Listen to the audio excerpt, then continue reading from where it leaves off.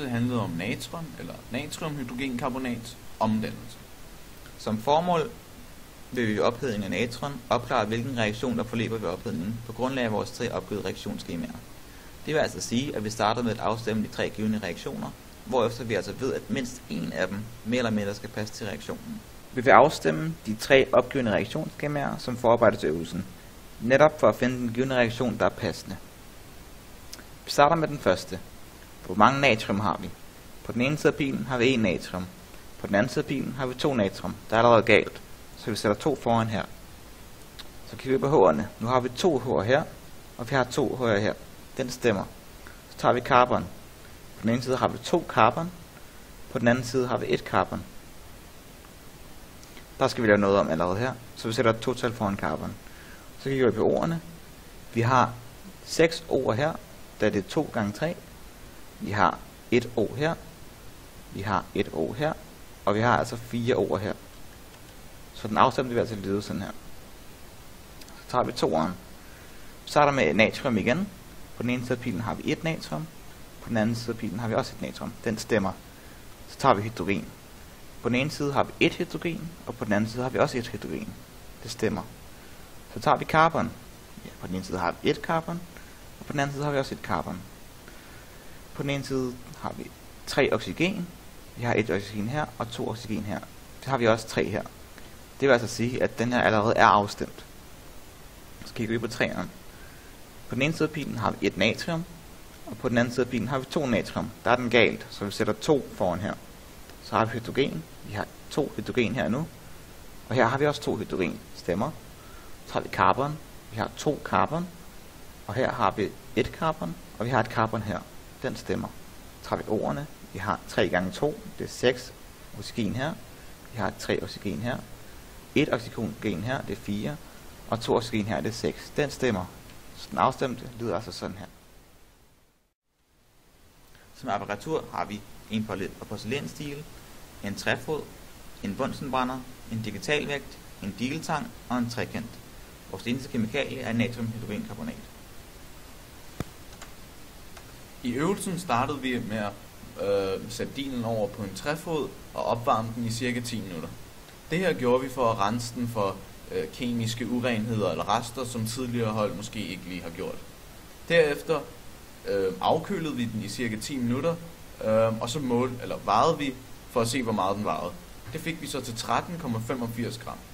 Derefter tilføjede vi 5 gram natron, hvor vi så vejede den igen, hvor det så blev 18,85 gram. Derefter satte vi den over på træfoden igen og opvarmede den i cirka 10 minutter, hvor bunden af dilen altså var rødglødende.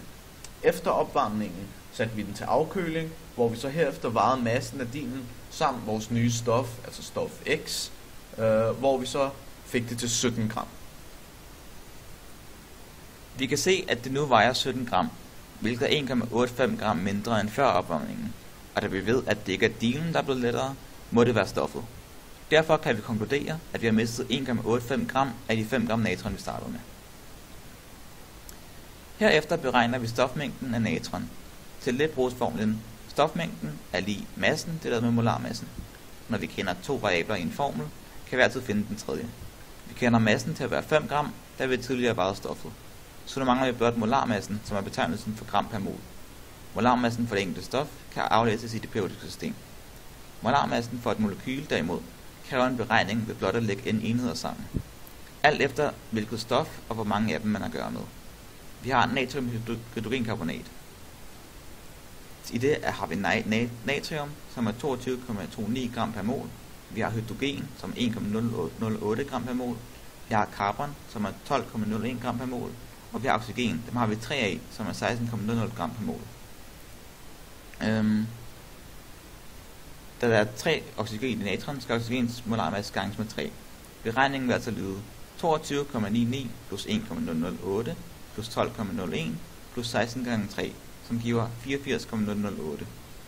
Nu har vi 2 variabler, massen og molarmassen, og vi kan nu finde stofmængden i formlen. Stofmængden er lige m masse divideret med molarmassen. Det vil sige 5 divideret med 84,008 er lige 0,0595, som så er afrundet til 0, og det er så vores stofmængde. Og vi så har afrundet til 0,06 mol. Vi har lavet et skema for hver af de afstemte reaktioner, vi fik opgivet i øvelsen. I dem har vi regnet massen, stofmængden og molarmassen ud. Nu skal vi finde den reaktion, der passer bedst til vores stof X, som er vores natriumhydrogenkarbonat efter ophedningen. Vi har fået 3 reaktioner, som skal afstemmes, hvor en af dem så indeholder vores stof X. Det vi kender om vores stof X er, at det vejer 3,15 gram. Nu skal vi så finde et stof med massen, der cirka har tæt på 3,15 gram. Her kan vi se, at Na2CO3 har massen 3,18. Her kan vi så antage, at det må være det stof, som er vores stof X.